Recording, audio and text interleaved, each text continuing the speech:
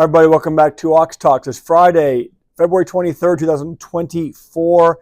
Hope all of you are having a productive day today and the end of your work week. Hope you all have some great plans for the weekend. Hopefully you'll spend some time this weekend working on being more prepared, working on your fitness goals, working on your diet goals, working on your security, and fortifying your own bunker.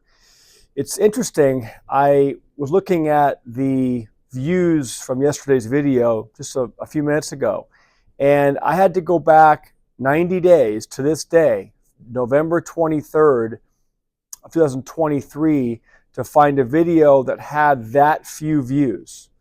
And I'm saying this to make the point that it's interesting to me as I watch this channel, get underway and unfold, what appears to be important to people. And it's actually exactly the opposite things that I believe should be important to many people. Is the economic collapse important? Absolutely. Is your job security important? Absolutely. Or your lack of job security? Yes.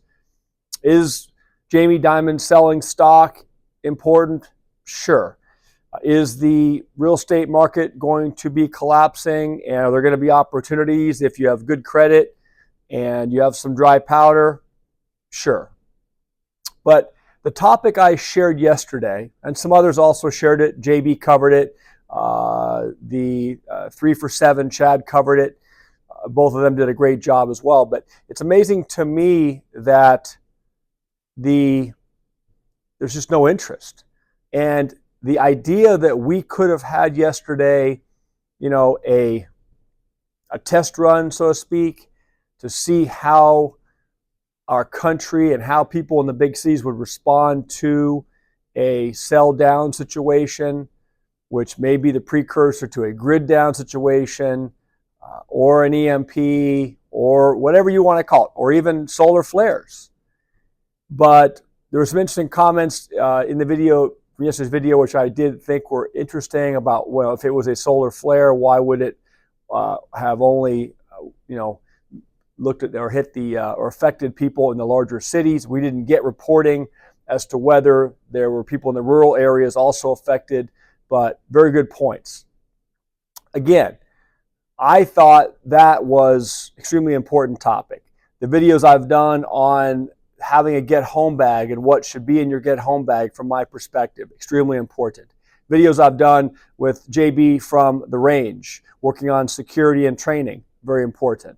Videos I've done with my laying out my 3-day bag and talking about that, very important. Those videos, I would say those 4 or 5 videos I've done have the lowest amount of views of any other videos. But anyway, all I can do is put it out there. My perspective is not your perspective. I see every day in my practice of law, people's money is more important to them than anything else. It's important to them more than their health, more than their fitness, more than their faith, more than being able to protect their family, more than being able to put food on the table in an emergency. It's amazing to me. It is the top of people's list. All they want to hear about is and be told and be coached through is how to make more money, how to get more yield, how to have more digits in your bank account, how to build your crypto fortune. None of these things, number one, can you take with you? And number two, none of these things are going to get you from point A to point B in terms of preparedness. We talk about on this channel about having some assets, some hard assets outside the system.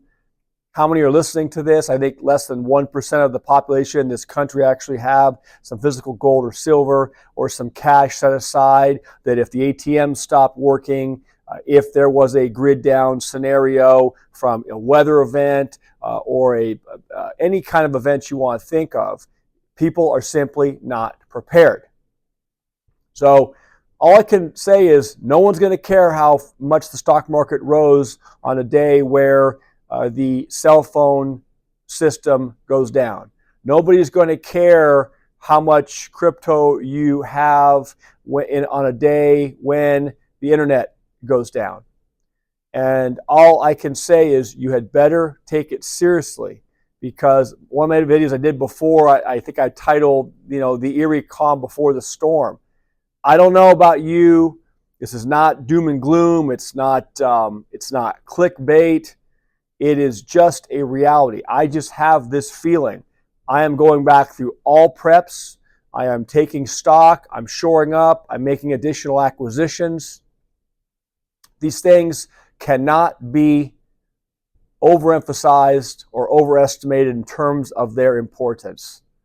We don't have that big of a platform right now, so I can only reach as many people as I can reach. I would ask that you share this video with your family and friends, plaster it across social media. With that being said, I'll get into another topic today that may or may not interest anybody. It has to do with the illegal immigration crisis in this country, which again feeds not only into the burden it's putting on our systems, but also the crime and the drugs that are the flow of drugs to this country and the crime wave flowing across this country that is resulting from this illegal immigration. And look, it's not limited to Eagles Pass, Texas. It's not limited to San Diego. They are coming across the border and they are spreading out across the country. And I can pretty much say that you and I probably have no idea where they are in our own communities and where they're gathering and when something could happen. So what are you going to do to fortify yourself and prepare yourself? The articles I'll share today, they all come from the Zero Hedge. And I look at other sources of news as well. But I'll tell you, things that ring true to me and the topics that are put forth a lot of times come out of the hedge. So I'm trying not to just be a Zero Hedge reader, but again, I combed 4 or 5 different sources today, and I just could care less about the S&P making another all-time high. I could care less about Nvidia's empire or any of this stuff right now, because we have bigger issues that need to be addressed in this country and for people to be aware of. First article from yesterday. It says number of Chinese illegally crossing U.S.-Mexico border surges 500% in San Diego sector.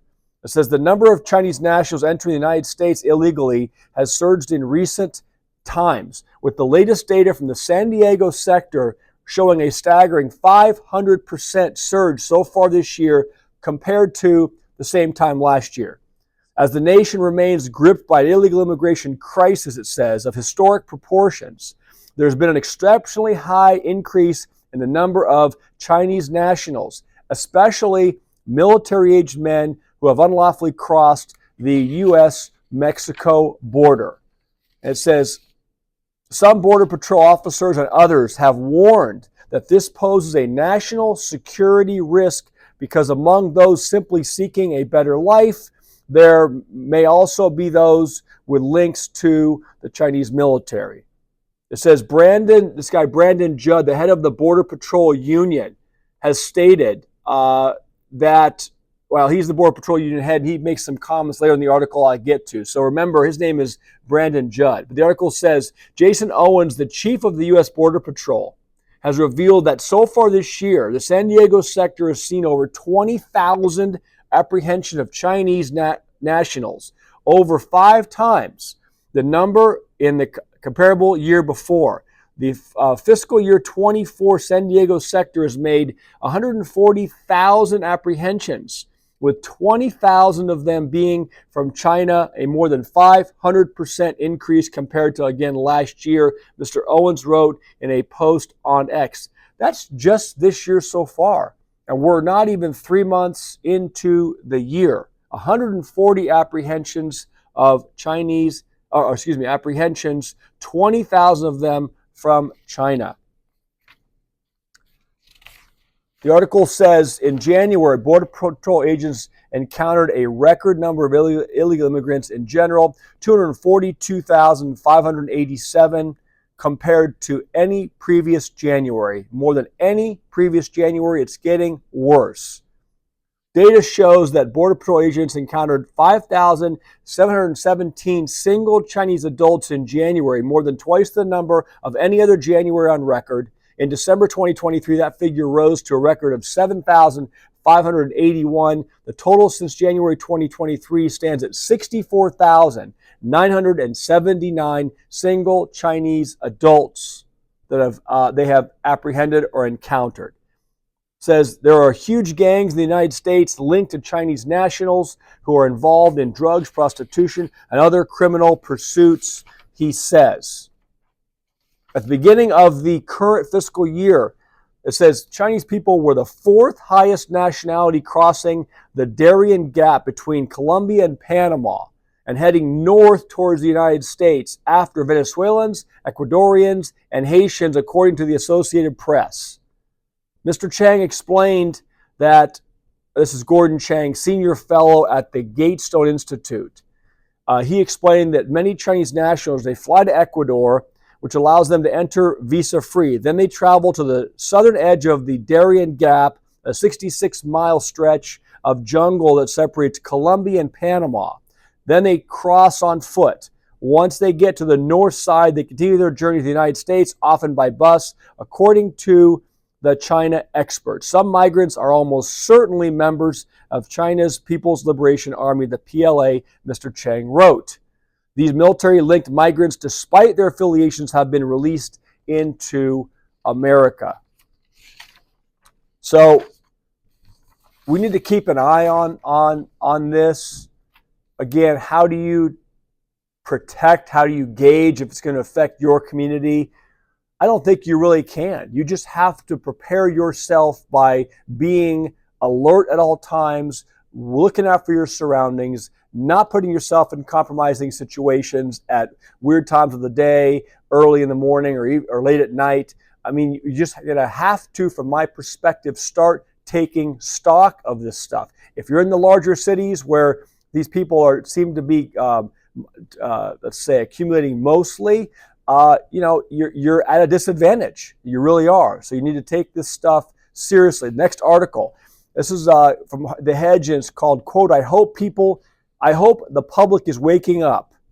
And that was a quote from Elon Musk that he posted on X in response to a comment posted by a person that said 7.2 million illegals entered under the current administration, an amount greater than the population of 36 states. It says one uncomfortable reality of the invasion, I want to talk about this, is the millions of unvetted folks from third world countries that are on U.S. city streets. Some of these asylum seekers have deep connections with street gangs around the world, known for drug smuggling, human trafficking, and killings. New Yorkers saw firsthand the turmoil caused by some migrants when a 15-year-old undocumented male was charged with shooting a Brazilian tourist in the leg in the center of Times Square. We heard about that. We also had where they were shooting at the New York City Police Department and then flipping the middle finger when they were released. This one 15-year-old is also a suspect in an armed robbery in the Bronx. It says this leaves us with the following. A 27-year-old migrant hijacked a Maryland tow truck and went on a Grand Theft Auto-like rampage in Silver Spring. Local media reports the migrants hit more than 20 vehicles. So we have, with this influx, we've talked about this. It's more burden on the system, and it's going to be rising crime in our country. Unfettered, rising, bad stuff. Murders, rapes, attacks, assaults, anything you can think of, it's going to be unfolding on the streets of our cities and our rural towns at an alarming rate. Hope you all will give it some thought. The last one I'll share with you talks about, again, from The Hedge. It came out today. says the Border Patrol seizes 6.5 tons of meth in Eagle Pass, the largest haul ever at a port of entry. U.S. Customs and Border Patrol said on Thursday it seized 6.5 tons of methamphetamine at Eagle Pass port of entry in Texas. It's the largest seizure ever made at a port of entry in a single enforcement action. The methamphetamine had a street value of more than $117 million, according to the press release. It says the seizure was made at the Camino Real International Bridge on February 18th when a Border Patrol officer referred a tractor trailer manifesting a shipment of drying agents for piglets for secondary inspection. You know what these drugs do? They ravage the people in this country. They create dependency. They cause death. They cause mayhem in families when loved ones are lost. So, you know, this is at a point. This is at Eagles Pass. This was done or uncovered. Eagles Pass has been on the radar recently as the focal point for Governor Abbott's efforts to install all that razor wire. It was one of the places that the trucking convoy went to. So they're doing this with impunity. This stuff is being brought in. This is at a place that's on that focus, a national focus, and that's where this stuff's coming over. So keep it in mind. Keep your guard up. Do what you have to do to get your mind around this, and please please address your security. Please address your training with your tools. Please address your physical fitness. If you are not fit, you will not be able to respond to something that happens directly to you or your family. It all goes hand in hand. And I just saw an article related issue a few minutes ago that evidently now there's some other unknown balloon, high altitude flying balloon that they've flagged flying over Hawaii right now. So I don't know what that's about. But look, things are deteriorating. I'm not even going to address the economy today. We know what's happened. We know what's happening. The higher up bankers are selling their stocks. The commercial real estate market is imploding. We know that's happening. We know what you have to do to prepare for that. This is something different. And I hope that this video will be shared and it will get some views. With that being said, I'll be leaving here in about an hour to get my early Friday evening workout in. I hope all of you will do the same today and throughout the weekend. Get your steps in, do some cardio workout, just move. Get some strength training in and watch the diet. No unhealthy foods, please. No processed foods. The sugar, I think, from my perspective, not a dietitian, not a doctor, but everything I hear is that sugar is the root cause of so many of these issues that we're confronting in this country, not only diabetes, but heart issues. So hope all of you have a great evening. I should be able to talk to you over the weekend. Bye.